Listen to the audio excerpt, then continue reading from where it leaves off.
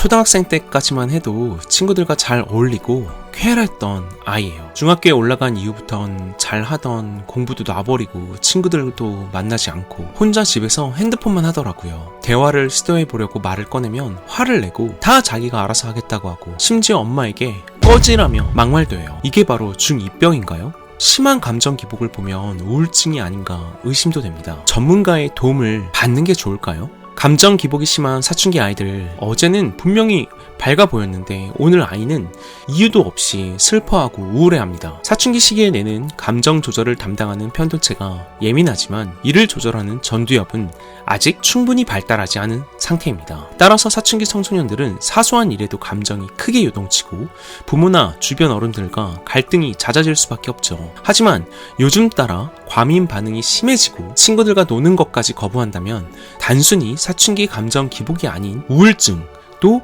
의심해봐야 합니다. 이번 영상을 끝까지 시청하시고 사춘기와 우울증 구별해 보세요. 걱정 마세요. 지원센터큐가 해결해 드립니다. 안녕하세요. 사춘기 자녀교육TV 채널 지원센터큐입니다.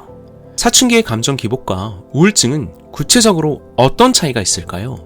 우울증은 단순한 감정 기복이 아닙니다. 우울증에 걸리면 전반적으로 기존에 잘 수행해왔던 것들을 하지 못하게 됩니다. 다음 9가지 증상 중 5개 이상의 증상이 2주 이상 지속된다면 우울증일 가능성이 높습니다. 1. 우울감 2. 흥미의 저하 3. 수면의 변화 4. 식욕의 변화 5. 에너지 저하 6. 죄책감 7. 무가치함 8. 집중력 저하 9. 죽음에 대한 생각. 특히 청소년 우울증의 경우 짜증, 분노, 그리고 과민 반응이 심해집니다. 별것 아닌 일에 극도로 화를 내거나 눈물을 흘리고 평소보다 짜증이 심해지고 공격성이 높아졌다면 우울증을 의심해보세요. 이를 방치하면 아이가 크게 엇나갈 수 있습니다. 학교 수업을 따라가지 못하고 비행행동을 하며 술과 담배로 스트레스를 해소할 수도 있죠. 우울증이 있는 것 같다면 최대한 빨리 전문적인 도움을 받는 것이 필요합니다. 그렇다면 우울증에 걸린 아이를 어떻게 도울 수 있을까요? 우울증이 있는 아이의 부모님이라면 아마 우울증이 있는 아이를 위해 할 수 있는 모든 것을 해보시고 계실 것입니다. 아이가 흥미를 가질 만한 활동에도 데리고 가보고 아이와 대화를 시도도 해보고 정신건강의학과도 찾아가 보셨을 것입니다. 하지만 이 모든 노력으로도 진전이 없었을 텐데요. 우울증이 있는 아이들은 무기력함 때문에 지금보다 더 나아지고자 하는 동기부여가 잘 생기지 않습니다. 아이들이 스스로 변화하고자 하지 않으면 어떤 치료도 아이들을 고칠 수 없죠. 그래서 아이들은 점점 우울함 속으로 빠져듭니다. 하지만 저희 센터큐는 다릅니다.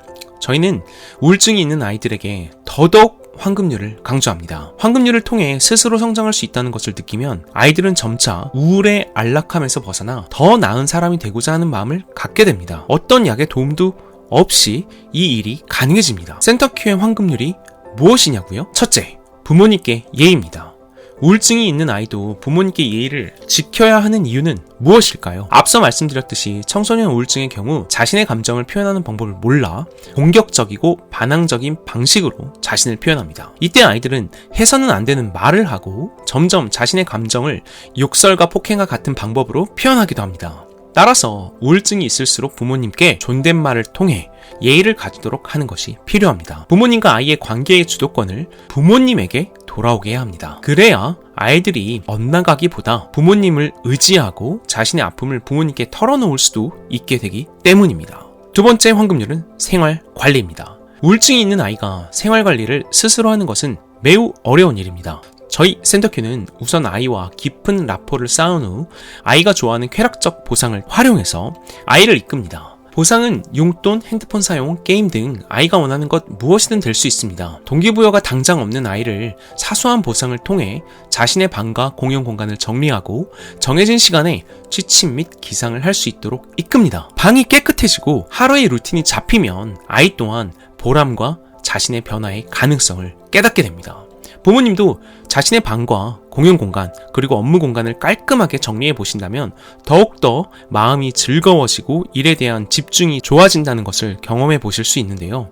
이게 아이들에게도 그대로 적용이 됩니다. 생활관리는 우울증에서 빠져나오기 위해 가장 중요한 요소 중 하나입니다. 센터큐의 황금률 세 번째, 실행 가능한 자기발, 즉 학습 시간의 누적입니다. 우울증이 있는 아이도 학습할 수 있습니다. 오히려 더욱더 중요합니다. 학습에 대한 성취 경험이 쌓이면 아이들의 자존감은 높아지기 때문입니다. 이때 중요한 것은 과도한 학습으로 아이를 압박하지 않는 것입니다. 과도한 목표는 아이에게 더 큰 스트레스와 우울을 느끼게 하고 시작도 하기 전에 좌절감을 느끼게 합니다. 대신 아이가 할 수 있는 양의 학습을 조금씩 실천할 수 있도록 이끌어줘야 합니다. 하루 단 3분도 괜찮습니다. 우울증이 있는 아이에게는 단 3분 매일매일 꾸준히 공부하는 것은 훌륭한 성취가 될 수 있습니다.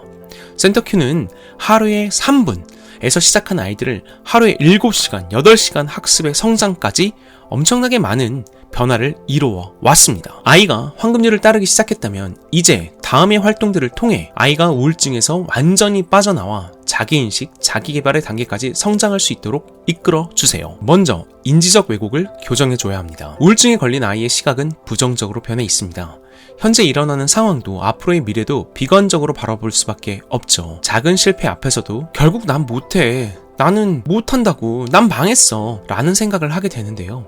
이를 자기충족 애언이라고 부릅니다. 이때 아이들이 가진 극단적인 사고를 부드럽고 긍정적으로 교정해줄 필요가 있습니다. 예를 들어 시험 망쳤으니까 망했어 라고 하는 아이에게 한 번 시험을 망쳤다고 인생이 끝나는 건 아니야, 다음 시험을 더 잘 볼 수 있도록 다시 준비해보자 라는 식으로 생각을 바꿔줘야 합니다. 이 연습을 반복하다 보면 아이들도 차츰 스스로 다른 방식으로 생각하는 능력을 기를 수 있습니다. 두 번째, 전문가의 도움을 적극적으로 활용해 보세요. 아이들은 자신이 처한 상황과 마음을 인지하고 이해하는 것을 어려워할 수 있습니다. 아이의 마음에 아픔이 있다는 것을 인정해주고 전문의의 도움을 적극적으로 받으시길 추천드립니다. 저희 센터큐도 의학적 도움이 필요한 아이들에게 정신과 병원을 연계하여 추천해주고 도움을 받도록 적극적으로 이끕니다. 정신과와 같은 의학적 도움과 더불어 체계적인 교육을 통해 우울감에 휩싸인 아이를 이끌어주면 더욱 수월하게 아이의 성장을 이끌 수 있습니다. 셋째, 아이들이 자신의 마음을 표현할 시공간을 제공해주고 공감해주세요. 우울증이 있는 아이들은 자신의 감정을 인식하는 능력이 떨어집니다. 어릴 때부터 감정을 표현하기보단 내면에 담아두고 살아야 하는 환경 속에서 살아온 게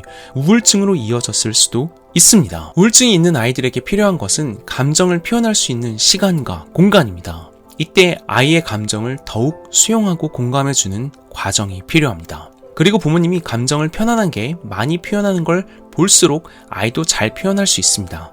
그러니 따뜻하고 사랑한다는 표현 많이 해주세요. 저희 사춘기 자녀 교육 TV 채널에 정찬현 정신과 전문의 인터뷰에서도 소개된 센터큐의 학생 재원군은 센터큐에 오기 전에 심한 우울증으로 각종 약을 복용하고 있었습니다. 처음에 센터큐에 온 재원군은 무기력하게 시간을 보낸 날이 대부분이었죠. 학습에 대한 의지와 삶에 대한 의지가 매우 낮았습니다. 하지만 저희는 재원군을 마음감기 정신과와 연결시켰고 재원이가 센터에 등원할 때마다 지속적으로 작은 성취를 할 수 있도록 이끌었습니다. 가장 중요한 건 황금률을 지키게 한 것입니다. 점차 재원군은 부모님께 예의를 갖추고 생활관리를 하고 할 수 있는 양의 자기개발, 즉 학습을 하기 시작했습니다. 동시에 저희와 연계된 정신과 병원에서 재원군이 복용하는 약을 점점 줄여 나갔습니다. 재원군은 센터큐에서 처음으로 학습을 제대로 다시 경험했고 우울증이라는 병명에서 벗어나 자신의 가능성을 재발견했습니다. 자신을 믿어주고 응원해주는 시공간을 얻게 됐죠. 센터큐가 처음으로 자신을 인정해준 곳이라 재원군은 반복해서 얘기해줍니다. 우울증이 있는 재원군의 노력을 다른 사람들은 별것 아닌 것으로 치부했지만 저희는 재원군이 최선의 노력을 다하고 있다는 것을 계속해서 인정해 주었기 때문입니다. 그 결과 재원군은 우울증을 극복했습니다.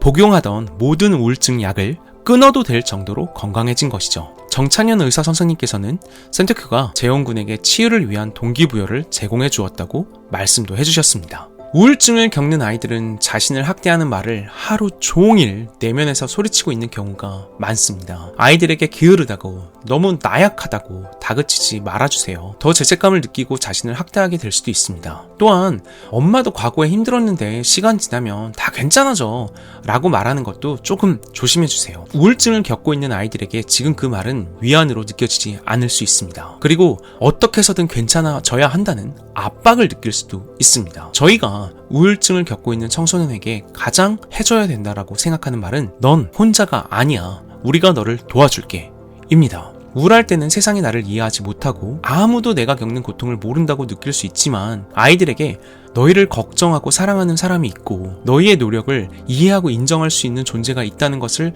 알게 해주는 것이 엄청난 큰 변화의 시작점이었습니다. 그리고 아이들이 지금 느끼는 감정들은 사라질 수 있고 변할 수도 있습니다. 따라서 우울한 감정이 영원하지 않다는 걸 상기시켜 줘야 합니다. 자신의 감정에 대해 부모님에게 이야기 어렵다면 믿을 수 있는 친구, 선생님, 상담사 또는 익명의 상담 서비스를 통해 감정을 표현해도 좋다고 얘기해주세요. 시간이 지나면 자연스럽게 아이들은 다시 자신의 길을 찾을 수 있을 거라 저희는 믿습니다. 저희의 가이드를 열심히 듣고 따라했음에도 불구하고 아이의 우울증에 변화가 큰 차이가 생기지 않는다면 언제든지 저희 센터큐에 상담을 문의해주세요. 저희가 열심히 도와드리도록 하겠습니다. 끝까지 시청해주셔서 감사합니다. 구독, 댓글, 좋아요는 저희에게 큰 도움이 됩니다. 꼭 부탁드리겠습니다. 감사합니다. 걱정 마세요.